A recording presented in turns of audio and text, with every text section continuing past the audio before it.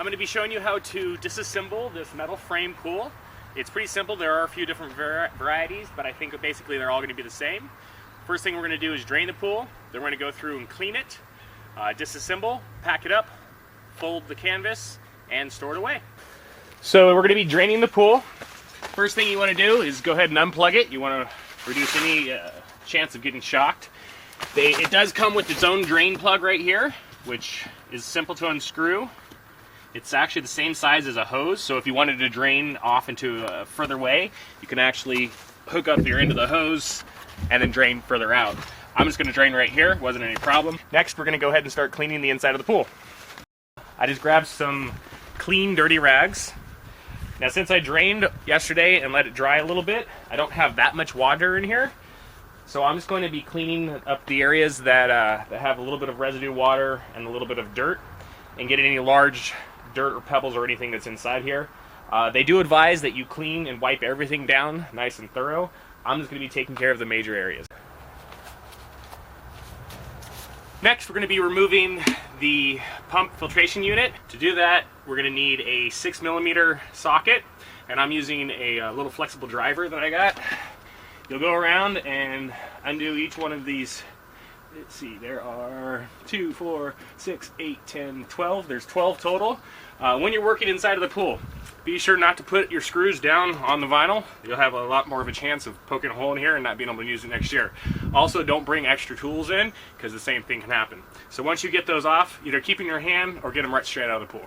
So I'm down to the last 2 screws here. Now as I take this off, there might be a chance of it separating. You're going to want to hold the back side, and most likely the sealed and plastic will hold it together, but best not to let it drop.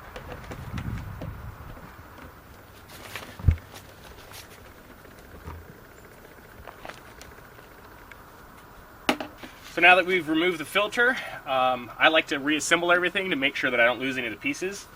As you can see, the seal that we have here is coming off pretty easy.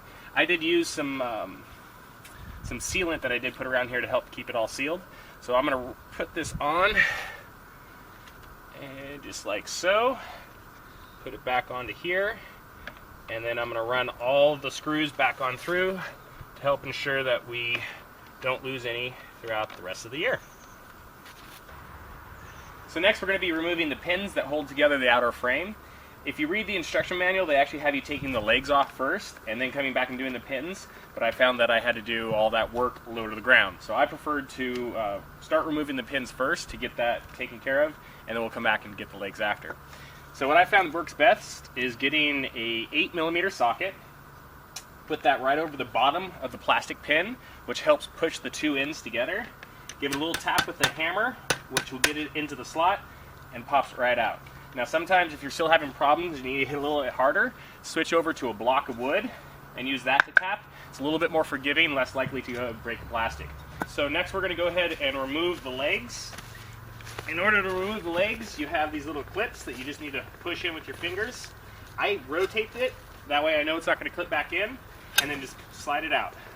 We're going to go around all the way around the pool. It's gently going to start laying down halfway than the other half. Once they're all down, then we're going to start separating the top.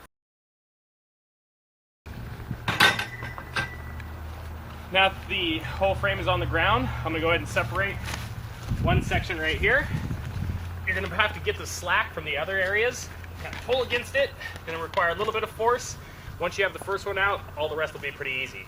So for folding this pool, my method is going to be to fold the walls on the inside.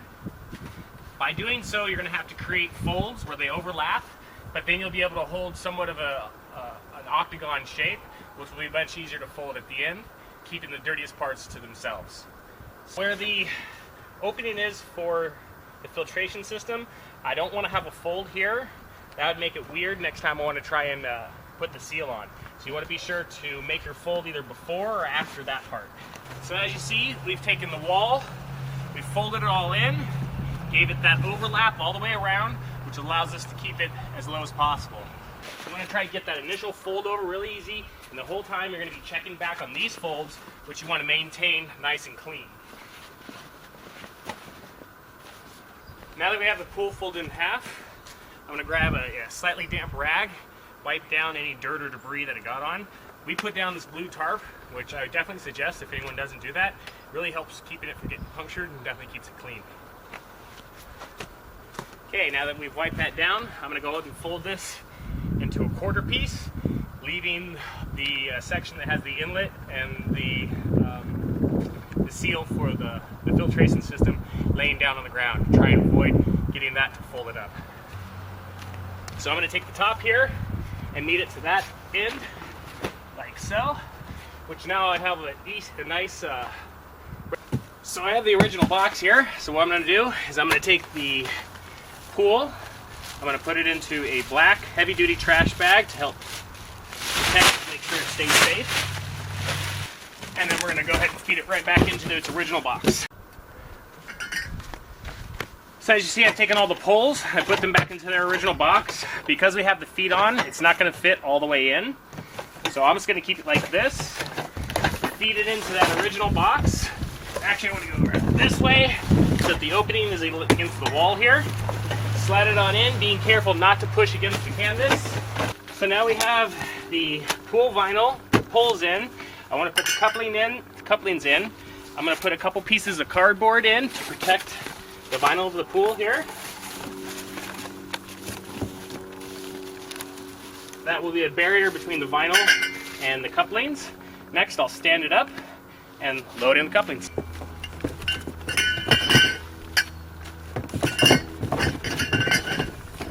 Well, I hope I've helped you with your teardown project of the metal frame temporary pool. As you see, I've taped it all up and we're ready to take it in the garage for the winter storage. Thank you guys for joining us and have a great day.